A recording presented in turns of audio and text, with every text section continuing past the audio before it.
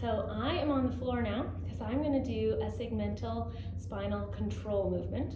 This is a little different than a CARS. This is actually more playing with the fundamental movements of the spine, flexion and extension of each segment. So often we will do a flexion and extension movement in stretching and yoga called a cat and a cow. And we often move into these positions kind of as one kind of single unit. We push into our flexion, we drop into our extension.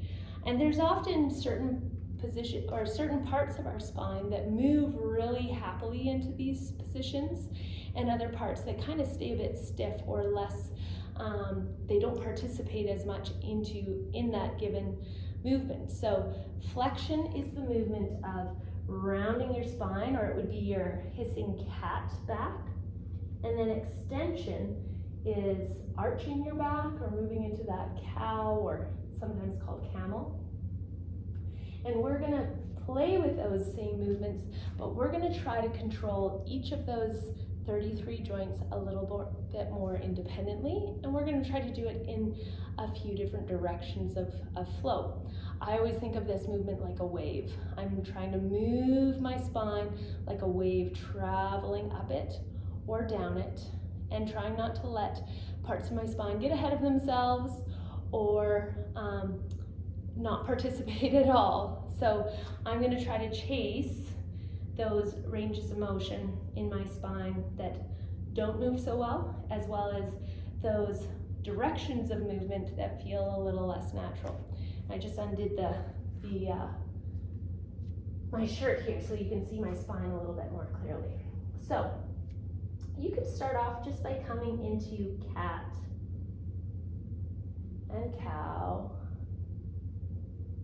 and just seeing how your spine moves, seeing if you can determine.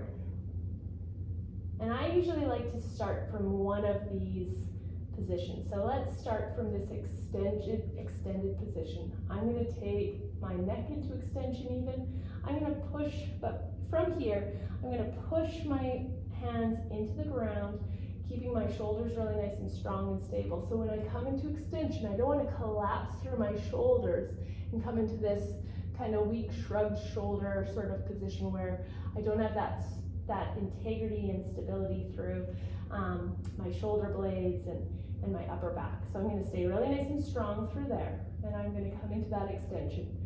I'm going to keep my eyes gazing up on the high part of my wall as I start to tuck my tail, and then gradually tucking the pelvis, and then keeping the eyes gazing upwards, moving that flexion up into my back, into the mid-back,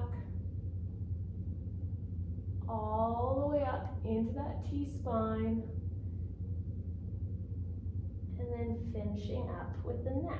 Chin draws to sternum, coming into full flexion. Remembering I'm keeping an element of work here, so I'm trying to draw my tailbone as far forward as possible, as I'm also trying to draw my chin as far backwards as possible. I'm going to keep my gazing between my knees as I unfold my tail, my pelvis, my low back, my mid-back, between the shoulder blades, upper back, and then neck. And then I'm going to go in reverse. I'm going to keep my tail lifted as I tuck my chin.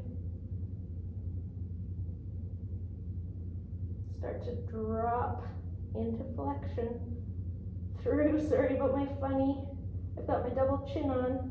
This one's harder for me. You might be able to see,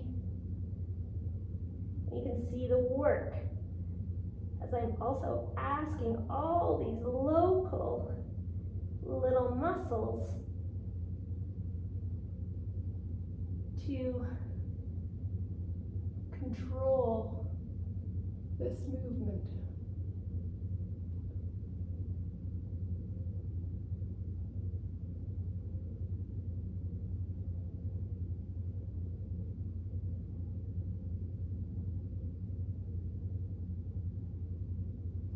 All right.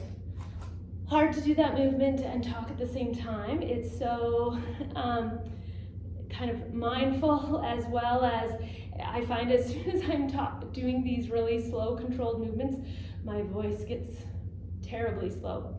So ultimately what you're trying to do, for me, moving from my head down is a lot less, I feel a lot fuzzier in my awareness or clarity of my movement, which is also why I was having a harder time talking while I do that. So that's the movement I really should be doing more of. I tend to do kind of that exact sort of sequence. One trap into extension from the tail up, flexion from the tail up, flexion from, or extension from the head down, flexion from the, each flexion, extension, top, bottom up, top down. And I tend to do each one different days. This is a beautiful one to do in a day that I do a lot more of these on days that I have to sit, because I find my back actually really doesn't like to sit for very long. So giving it that chance to just move and articulate and find that flowy, controlled movement really helps to kind of restore some happiness in my back after maybe sitting at a computer for too long. But this one is pretty clutch. This is one that really can help. If your back is not injured currently, this can help to really kind of restore some of those sticky spots in your spine and really better build connection with your brain and your awareness of what does and doesn't move in your back. If you can't sense or feel it, use something like a mirror, although then you have to turn and look, or better yet, make it a little video of your spine and watch it afterwards and just see if you can determine what doesn't move